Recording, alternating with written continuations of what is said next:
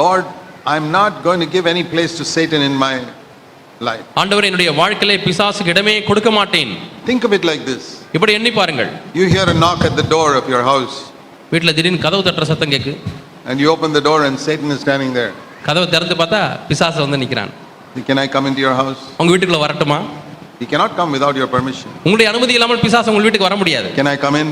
வரட்டுமா? வரட்டுமா? You say yes, please come. வாங்க வாங்க, உள்ள தயவு செய்து உள்ள வாங்க.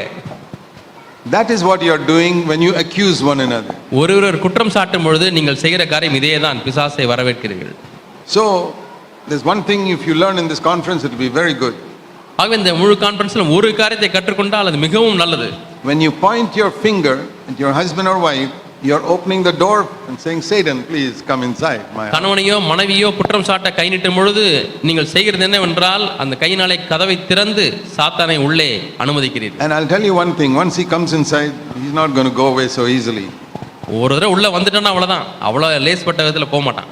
You can't push him out because உங்களை பிடிச்சி தள்ளவே முடியாது. he's very strong. அவன் வலிமையானவன். So best thing is don't let him come inside your house. அவன் சிறந்த காரியம் உள்ள விடாம இருக்கிறதா நல்லது. Because he has not come to bless you. Jesus said he has come to steal and kill and destroy. அவன் உள்ளே வந்து உங்களை ஆசீர்வதிக்க விரும்புகிறான்? இல்லை, ஆண்டவர் சொன்னார் அவன் அழிக்கவும் கொல்லவும் திருடவும் வருகிறான். And the Bible begins with God uniting a husband and wife and immediately the devil coming and separating them. வேதம் எப்படி ஆரம்பிக்கிறது சொன்னால் கணவனை மனைவி தேவன் ஒன்றாக இணைக்கிறார், உடனடியாக சாத்தான் அங்கே அவர்களை பிரிக்கிறான். So remember, Satan is very clever. He's always watching, how can I come between these two? சாத்தான் மிகவும் தந்திரம் உள்ளவன், அவன் புத்திசாலி. எப்படி இந்த தம்பதியருக்குள்ளே நான் வரலாம் என்று அவன் தருணம் பார்த்து கொண்டே இருக்கிறான். Some little misunderstanding. சின்ன மனத்தாங்கல் இருவருக்கும். For example, உதாரணமாக, you may say something to your husband with a good intention. நீங்கள் ஒரு காரியத்தை நல்ல ஒரு நோக்கத்தோடு கூட சொல்லியிருக்கலாம். But the husband takes it in another way. ஆனால் கணவன் நீங்கள் சொன்ன காரியத்தை வேறு ஒரு அர்த்தத்தில் எடுத்துக்கொண்டார். Because the devil is whispering in his ear. ஏன்னா பிசாசு காதிலே கிசுகிசுக்கிறான். Did you hear what she said? அவ என்ன சொன்னா அப்ப கேட்ட இல்ல? That was not with a good intention. அது நல்ல நோக்கத்தோடு கூட சொல்லவில்லை. And you are listening with a bad intention. நீங்கள் இப்பொழுது கெட்ட நோக்கத்தோடு கூட கவனிக்கிறீர்கள். Or it can be the other way. Your husband says something and the devil whispers in your ear. அல்லது இப்படியும் இருக்கலாம், கணவன் ஏதோ ஒரு காரியத்தை நல்ல நோக்கத்தோடு கூட சொல்கிறார், ஆனால் சாத்தான் மனைவியுடைய காதிலே கிசுகிசுத்து நீங்கள் அதை தவறான நோக்கத்தோடு கூட புரிந்து கொள்கிறீர்கள். Just like even Jesus was tempted by the devil. இயேசுவும் கூட பிசாசினாலே இப்படி சோதிக்கப்பட்டார். The devil whispered in Jesus' ear. இயேசுடைய காதுகளிலே பிசாசு கிசுகிசுத்தான். Turn the stones to bread. கல்லுகளை அப்பமாகும்படி செய்யும். He said no. இல்லை என்று இயேசு சொன்னார். Jump down from the roof. கூரையிலிருந்து கீழே குதிக்க பாப்போம். இல்லை. Fall down and worship me. என்னை வணங்கி என்னை பணிந்து வணங்கு. Can you imagine the devil tempting Jesus to worship him? பிசாசு தன்னை வணங்கும்படியாக இயேசுவையே சோதிப்பதை உங்களால் கற்பனை செய்து பார்க்க முடிகிறதா? Some people think like this. சில பேர் இப்படி தான் நினைக்கிறாங்க. Oh brother, some horrible thoughts come into my mind. எனக்குள்ள சில அசுத்தமான சிந்தைகள் எனக்குள்ள வந்து விடுகிறது brother. Is there any more horrible thought than worshiping the devil? பிசாசை ஆராதிப்பதை காட்டிலும் மோசமான கொடூரமான எண்ணங்கள் இருக்கிறதா? And even that thought the devil put into Jesus' mind. அப்படிப்பட்ட எண்ணங்களையே இயேசுவின் மனதிலே பிசாசு போட்டு விட்டான். When a thought like that comes, it's only a temptation. அப்படிப்பட்ட எண்ணம் உள்ளத்திலே சிந்தையிலே வரும் பொழுது அது ஒரு சோதனை. That's not sin. அது பாவம் அல்ல. You say no. இல்லை என்று சொல்லிவிடுங்கள். That's not a sin. அது பாவம் அல்ல. When the devil knocks at your door, உங்களுடைய கதவை சாத்தான் தட்டும் பொழுது, it is not sin till you open the door. Only when you open the door and let him in, it's அந்த கதவை திறந்து அவனை உள்ளே விடும் பொழுது தான் அது பாவம். So when the devil says to you, did you hear what she said? It is with this wrong motive. சாத்தான் எப்படி தட்டுகிறான் என்றால், மனைவி சொன்னதை கேட்டாயா? தவறான நோக்கத்தோடு கூட சொல்லுகிறாள் என்று சொல்லுவது சாத்தான் தட்டுவது போல. இல்லை என்று சொல்லிவிடுங்கள். Say what Jesus said to Satan. இயேசு சாத்தானுக்கு சொன்னதை நீங்கள் சொல்லுங்கள். Go away Satan. அப்பாலே போ சாத்தானே. I believe my wife said it with a good motive. என்னுடைய மனைவி நல்ல நோக்கத்தோடு கூட தான் இதை சொன்னாள் என்று நான் நம்புகிறேன். I believe my husband said it with a good motive. என்னுடைய கணவர் இதை நல்ல நோக்கத்தோடு கூட தான் சொன்னார் என்று நம்புகிறேன். It is so simple to drive Satan away. சாத்தானை வெளியே விரட்டுவது மிகவும் எளிது. But once you allow him in, ஆனால் ஒரு முறை உள்ளே அனுமதித்து விட்டால், you may not talk to your husband or wife for 2 or 3 days. 2-3 நாட்கள் புருஷன்கிட்ட மனைவிட்டே பேசவே மாட்டீங்க.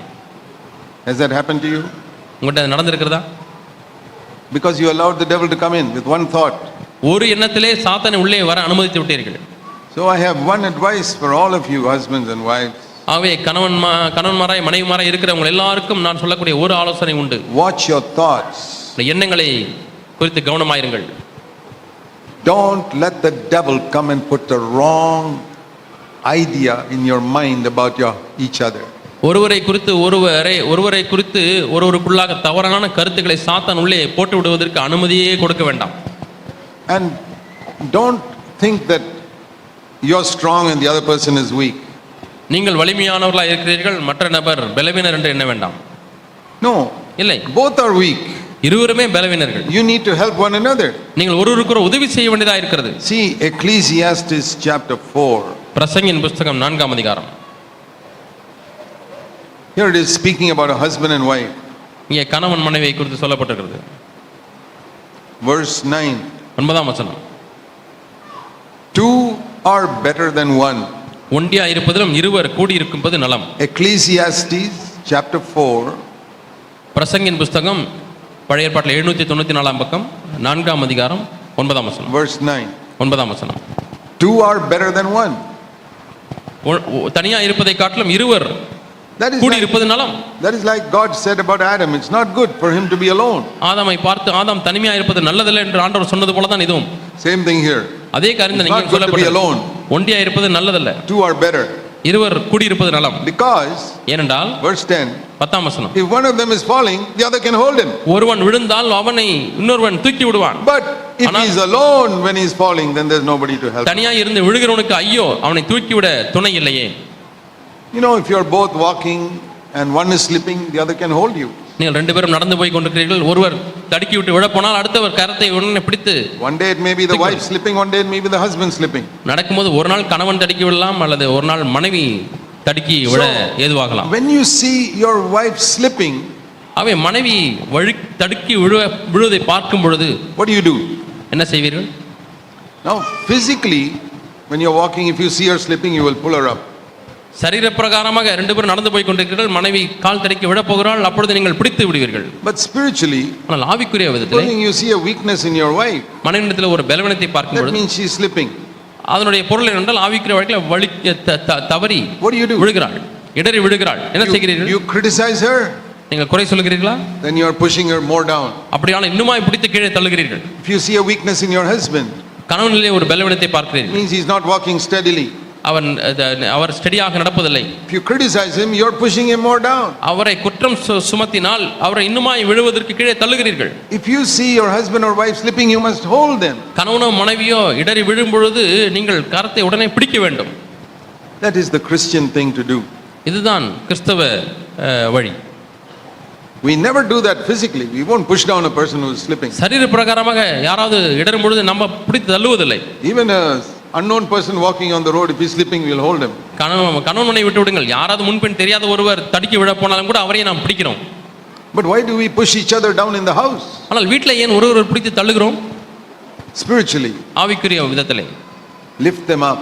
தூக்கி விடுங்கள். See what God's word says. தேவனுடைய வார்த்தை என்ன சொல்கிறது என்று Two பாருங்கள். are better than one.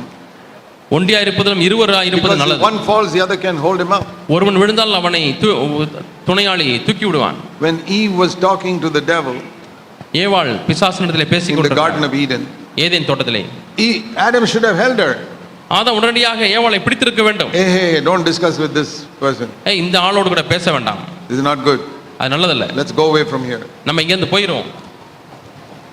But he didn't do anything. ஆனால் ஆதாம் ஒன்றுமே செய்யாமல் சும்மா இருந்தான். He just sat there. அங்கே உட்கார்ந்து He கொண்டிருந்தார். stood there and just watched. அல்லது நின்று கொண்டு அப்படியே வேடிக்கை பார்த்து கொண்டிருந்தார். Very sad. மிகவும் துக்கமான காரியம். It was the failure of Adam ஆதாமுடைய தவறு, that he did not act as the head of his home. தன்னுடைய குடும்பத்தின் தலையாக அவர் நடந்து கொள்ளவில்லை. What about you husbands? கணவன்மார்களே, உங்களை குறித்து என்ன? Do you allow something in your home which is not good? நல்லது இல்லை என்று தெரிந்தும் சில காரியங்களை வீட்டில் அனுமதிக்கிறீர்களா? Maybe not from your wife. மனைவியிடத்தில் இருந்து இல்லாமல் இருக்கலாம். Maybe your children. உள்ள பிள்ளைகளுடைய காரியமா இருக்கலாம். Maybe they want to watch some serial on television. டிவியிலே ஒரு கெட்ட சீரியலை பார்க்க விரும்புகிறார்கள் பிள்ளைகள். Which is not good. அது நல்லதல்ல. which is putting all types of wrong thoughts into their head. அது எல்லா விதமான தவறான எண்ணங்களை அவனுடைய தலையிலே போடுகிறது. Because all the world's cinemas are making fun of marriage and being unfaithful to your husband and wife and all that. உலகத்திலே இருக்கக்கூடிய தொலைக்காட்சி படங்கள் எல்லாம், சீரியல் எல்லாம் திருமண உறவை இழிவுபடுத்துகிறது, திருமணத்தை இழிவுபடுத்துகிறது. They are not leading people to godliness. அவைகளெல்லாம் தேவ பக்திக்குள்ளாக நடத்துவதில்லை. They are leading people to be unfaithful to their husbands and wives. கணவனுக்கோ மனைவிக்கோ உண்மையற்று இருப்பதற்காக வழி நடத்துகிறது அவ்விதமான சீரியல்கள். If you are the head of the home, you must say, I'm not going to allow this in my house.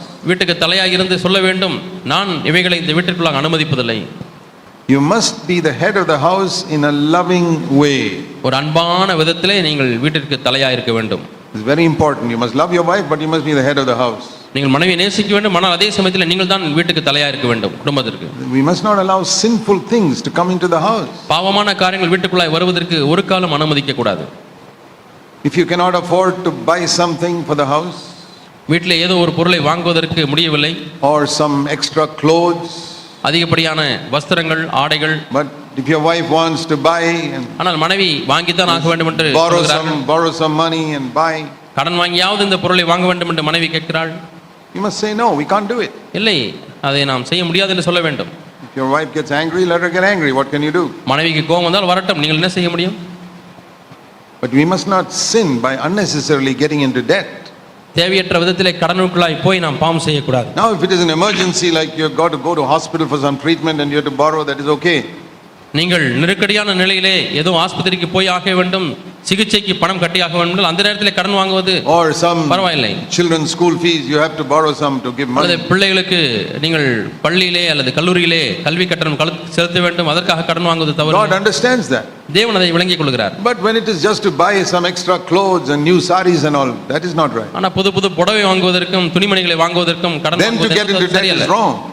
Because that is not, that type of debt is not necessary to buy those. அப்படிப்பட்ட கடன் தேவையில்லாத கடன். So there you must be the head of the house and say, no, we can't do that. We don't have that much money. ஆகவே இந்த விஷயத்திலே நீங்கள் கணவனாக இருக்கிறவர்கள் வீட்டுக்கு தலையாக இருந்து இதை நாம் வாங்க தேவையில்லை என்று சொல்ல வேண்டும். You must not compare your husband with, see, that man buys for his wife. அந்த ஆளை பாருங்க, அந்த கணவனை பாருங்க, அவங்க என்னெல்லாம் வாங்கி இருக்கிறாங்க என்று சொல்லி நீங்கள் எப்பொழுதுமே ஒப்பிட்டு பார்க்க கூடாது உங்கள் கணவனை. See, this is a big danger we can commit. நாம் We can face danger we can face. நாம் சந்திக்கக்கூடியது ஒரு பெரிய ஆபத்து. That you compare your wife or your husband with somebody else. உங்களுடைய மனைவியோ கணவனையோ இன்னொரு நபரோடு கூட ஒப்பிட்டு பார்ப்பது, ஒப்பிட்டு பார்த்து பேசுவது. There are different levels of adultery. விபச்சாரம் என்பதற்கு அல்லது வேசித்தனம் என்பதற்கு பல நிலைகள் இருக்கிறது.